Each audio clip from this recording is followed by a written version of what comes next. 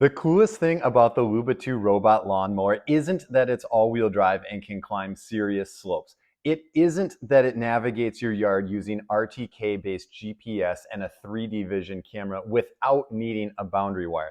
And it isn't that it lays down some serious stripes and probably mows the lawn better than I can. No, the coolest thing about the Luba 2 from Mammotion is that it looks like a Mars rover developed by NASA. Except it's not. It's a robot that mows your lawn. Everyone will ask you about it, your neighbors will text you, and randos walking by will stop and take videos with their phones. It's that cool. I have possibly the worst yard for a robot lawnmower. For starters, it's huge. I have over an acre of mowable grass and over 40,000 square feet just in the front yard alone. I've got steep slopes, trees, gardens, boulder walls, trees, flower beds, cedar fences, chain link fences, trees, sheds, and did I mention all the trees? My lot has tons of big mature trees to get around, and they're big enough to block out GPS signal too. This isn't a product review, this is a torture test. I was so certain that there was no way that this thing was actually going to work on my yard, except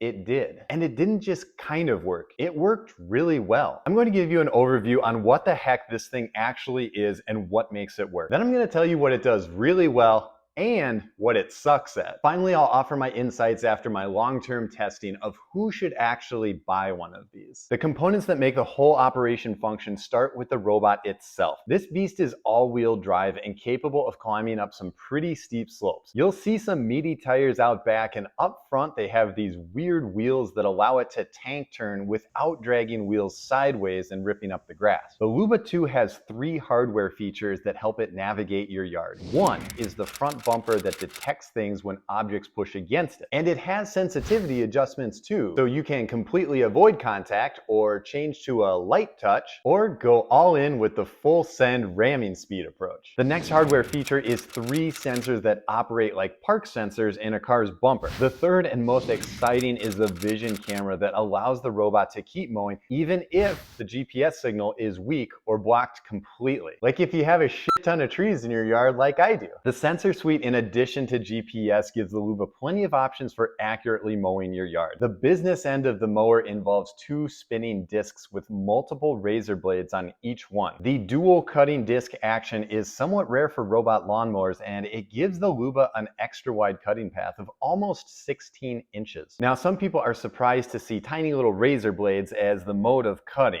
like they're expecting a big mower blade under there or something. You all know about string trimmers, right? Like where you literally cut the grass with a nylon string. So yeah, the razor blades actually do an amazing job of getting a great cut. The next component in the whole setup is the RTK Station. RTK stands for real-time kinematics, and it's a satellite positioning technique that can provide centimeter level accuracy. The RTK Station is stationary. It doesn't move. It receives and rebroadcasts GPS signals, and the robot, who moves around quite a bit, receives its own GPS signals and compares them to the RTK signals, then corrects for variances. The key for positioning the RTK is to give it a clear view of the sky. So naturally, I put mine under a tree. It's not that I wanted to put it under a tree, it's that I didn't have a lot of options. My yard is full of trees, as previously mentioned, and with the overhead Google Maps view, you can't even tell that there's a house there. I mounted the RTK in the most wide open space I had, and I used their extension mount to get out past the overhang of the roof. There is nothing ideal about my setup and yard for robot lawnmowers, and that's what kind of makes this review a little more interesting. The last piece of the puzzle is the charging station. That's where the robot lives when he isn't mowing, and he needs clear access because he visits the charging station automatically when the battery gets low during mowing. The Luba will charge itself up to 80%, then continue mowing in the exact spot that it left off. It's pretty cool. The charger needs to be placed on flat ground and needs to be able to receive signal as well. So naturally, I put mine under a bunch of trees. I cleared a spot in my fern garden, and I happen to have an outlet fairly close to it, so it worked well for that. Before you start mowing, you have to map your yard and basically tell the robot where you want the mowing to take place. All of this is done by driving Luba around with your phone. It's actually kind of fun. You do this by opening the app and going into the Map settings. And that's where you can divide your property into different task areas. Like if you wanted your front yard separate from your backyard, you would put them on different task areas so you can mow them on alternating schedules. You can also add no-go zones, or areas where you don't want Luba to mow within a task zone. Flower beds or gardens, newly seeded areas, or objects that you just wanted to avoid in general. Like if you had a trampoline for your kids, you might just map a circle around the whole thing so that the mower avoids it altogether, rather than letting the sensors try to figure out how to navigate the frame and ultimately you crawling under the trampoline yourself to retrieve your stuck robot. I found that making no-go zones around my trees was the best way to deal with it. That's what most of those yellow circles are on my map.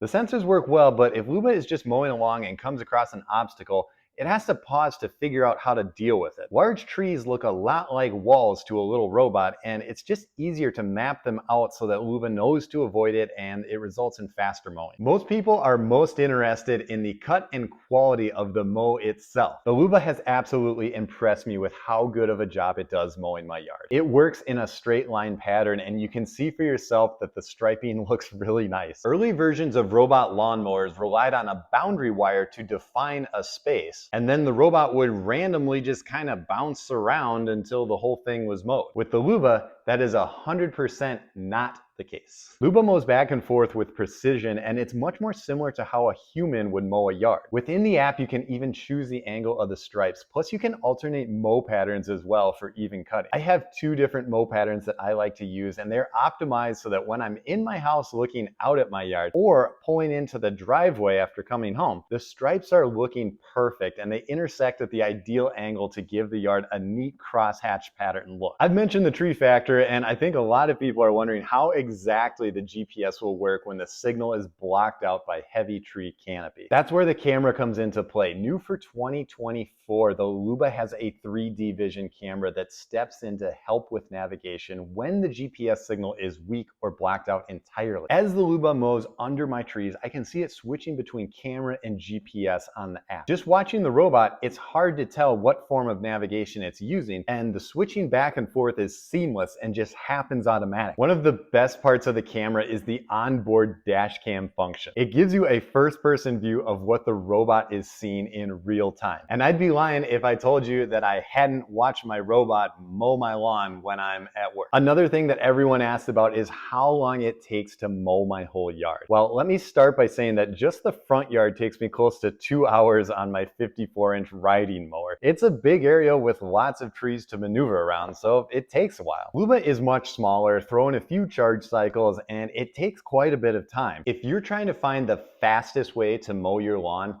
a robot mower from any company isn't gonna be it. But that's not really the point. The point is that my yard gets mowed and I don't have to do it. Oftentimes Luba is running when I'm not home or even awake. Yes, it's quite enough to mow at night. Look, I'm a lawn care enthusiast and I like mowing the lawn myself. Time on the tractor listening to podcasts is very satisfying, but grass is relentless, and every week, sometimes more, I needed to spend a couple hours just to maintain. That's the biggest benefit of the robot lawnmower. Nothing is preventing me from hopping on my lawn tractor and mowing the lawn myself.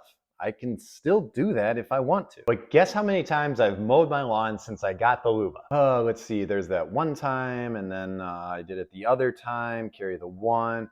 0. I haven't mowed my lawn once this season, and the clips you're seeing are 100% the results from sending the Luba out every couple days. I really wanted to explore the limits of what the Luba could do, and while my front yard is fairly well manicured and not much of a challenge, the backyard is a little different. I hadn't mowed the back at all this season, not because I'm participating in No Mow May or anything like that, it's because I'm lazy. The grass, or should I say weeds, were super tall and everything was overgrown. In addition to long grass, I also have a boulder wall to navigate around, and the whole backyard is on a fairly steep slope. Oh, and remember the heavy tree coverage from the front yard? Yeah, ×2 for the woods in the back. I mapped things out and set the Luba to work. The perimeter lap was pretty funny as it clawed its way through the dense grasses and weeds using its all-wheel drive system. My favorite part was when it had weeds hanging off the underside and was just dragging them around while plowing through foot-tall grass. With the first-person view, you can actually see it mowing down everything everything with the front bumper as it runs it over. The first mow wasn't pretty, but it handled everything and it didn't get stuck. And that was what I was trying to figure out. Could it actually do it? Subsequent mows started getting better results, and pretty soon everything was mulched up and looking pretty good. Now, no product is perfect, and by now you probably want to hear about some of the limitations. And after extensively testing this product for several months, I've got some complaints. Number one, sometimes turning can be hard on the grass and it can create wear areas or spots that it kind of tears up the lawn. It does have the specialized wheels up front, which help minimize it, and there are settings in the app to control multi-point turns versus tank style turns. But either way, it can cause damage if lots of turning is happening in one spot. It also tends to wear paths around the perimeter as it uses the edges of the yard to get back to the charger. Now, there are things you can do to mitigate this, and the worst area is right in front of the charger because it's always turning right there and it visits the charger fairly frequently. It started to wear a dirt patch into the lawn, so I bought this protective netting that is purpose made for this application. It's a mesh layout that looks kind of like grass, and it's thick enough to keep the mower up out of the dirt, and it allows real grass to grow through it for a seamless look. It stakes into the ground, and once the grass grows in around it, it's almost invisible. I think it's important to mention that wear marks in various parts of the yard can happen with any mower, and here are a few spots I made with my ride-on tractor. Turning too sharp and going too fast is a bad combo no matter what, whether the robot's mowing or I'm mowing. The second thing you should be aware of is that you will still need to string trim an edge from time to time. The robot simply can't get close enough to the point where it's a flawless cut around objects. I go out every 2 weeks or so and do some cleanup. I want to point out again that with any mower, it's hard to get close to things. There's this part by my house where the city workers do an absolutely terrible job of mowing. There's areas around the trees that are missed, there's crooked lines and missed areas entirely. So again, this complaint is not exclusively a robot mower issue. The third thing, and it's possibly the most frustrating, is the tech. This is a fairly new segment of product, and Mammotion is a fairly new company. With that, you get things like glitchy software, API issues, and customer service that could be a lot better. If you want to ride the bleeding edge of the robot mower frontier, be prepared for some turbulence every now and then. And that leads me to the question, who should buy one of these? Well, for starters, the larger the lawn you have, the more time savings you're looking at. If you have a smaller yard that takes you 20 minutes to mow, you're really not looking at a whole lot of time savings. I mean, yeah, it's cool tech, and if you want a new toy and you can afford it, go nuts. But don't tell yourself you're doing it because of the time savings. With me and my situation, the Luba is actually saving me hours of mowing a week, and that's pretty awesome. The other piece of the question is, how do you approach technology, or perhaps how do you approach technology when it doesn't work as intended? Setting up a robot to mow your yard isn't as simple as opening a new iPhone and it just works. There are tons of variables, and it might take a little effort to get things mowing the way you want, but it can be done, and the results in this video speak for themselves. If you like this video, hit the subscribe button. I post DIY home and lawn care content all the time. And hey, thanks for watching.